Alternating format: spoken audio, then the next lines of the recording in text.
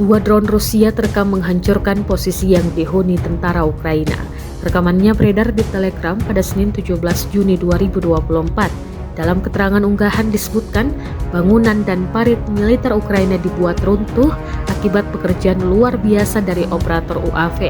Sebelumnya, pengintai Rusia melihat ruang istirahat tentara Ukraina dan segera mengirimkan drone peledak.